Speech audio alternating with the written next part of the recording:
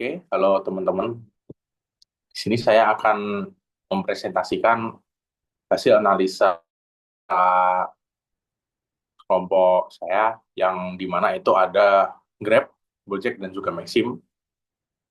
Kita akan mempresentasikan evaluasi manajemen strategis pada industri layanan digital.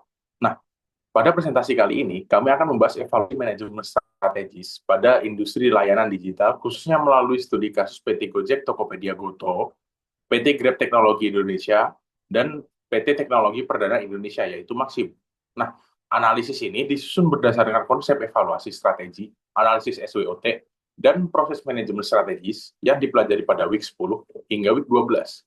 Tujuan dari analisis ini adalah untuk memahami posisi strategis masing-masing perusahaan, tantangan yang dihadapi, serta dampak strategi terhadap keberlanjutan bisnis. Nah, konsep evaluasi strateginya itu sendiri merupakan proses penting untuk memastikan bahwa strategi yang dijalankan perusahaan masih relevan dengan kondisi internal dan eksternal yang terus berubah.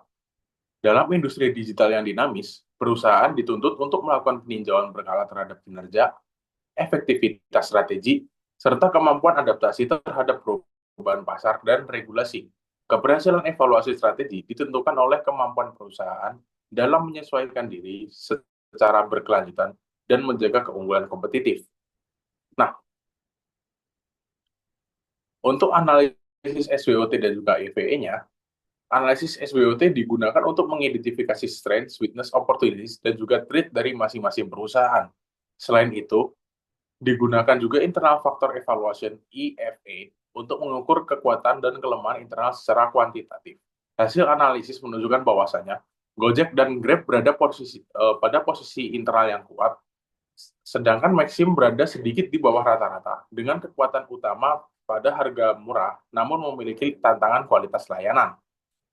Nah, selanjutnya ada proses manajemen strategis. Manajemen strategis terdiri dari 3 tahap utama, yaitu formula strategi, implementasi strategi, dan juga evaluasi strategi.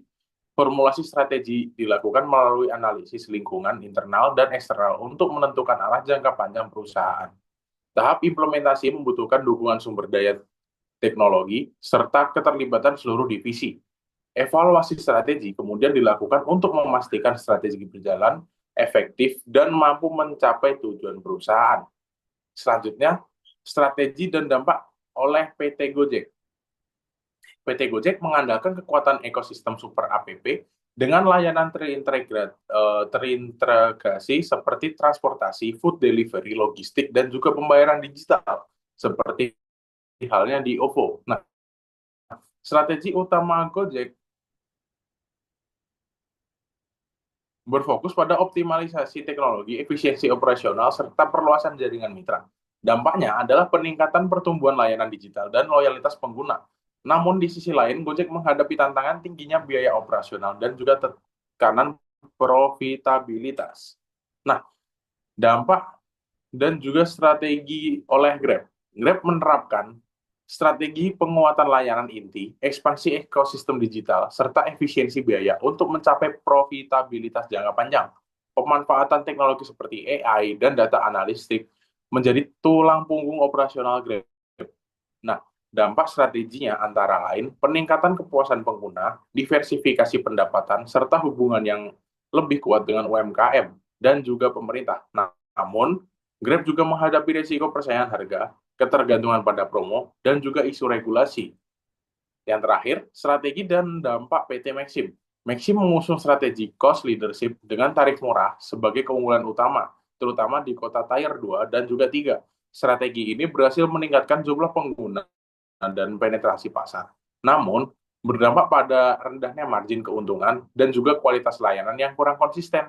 Oleh karena itu, Maxim perlu menyeimbangkan strategi harga murah dengan peningkatan standar layanan dan loyalitas pelanggan agar dapat bertahan dalam jangka panjang. Nah, ketika perusahaan menghadapi resiko strategis antara lain, resiko kompetitif akibat persaingan ketat, resiko finansial terkait biaya operasional dan juga profitabilitas, resiko operasional seperti kualitas layanan dan stabilitas sistem, resiko regulasi yang berbeda di setiap wilayah, dan yang terakhir pengelolaan resiko menjadi faktor kunci dalam menjaga keberlanjutan strategi bisnis. Nah, kesimpulannya, berdasarkan analisis yang dilakukan, dapat disimpulkan bahwa keberhasilan strategi dalam industri layanan digital sangat bergantung pada kemampuan perusahaan dalam menyeimbangkan inovasi, efisiensi biaya, kualitas layanan, dan kepatuhan regulasi. Gojek dan Grab memiliki keunggulan pada ekosistem dan teknologi, sedangkan Maxim unggul pada harga, namun perlu meningkatkan kualitas. Evaluasi strategi secara berkelanjutan menjadi kunci agar perusahaan tetap relevan dan kompetitif di masa depan. Sekian, terima kasih.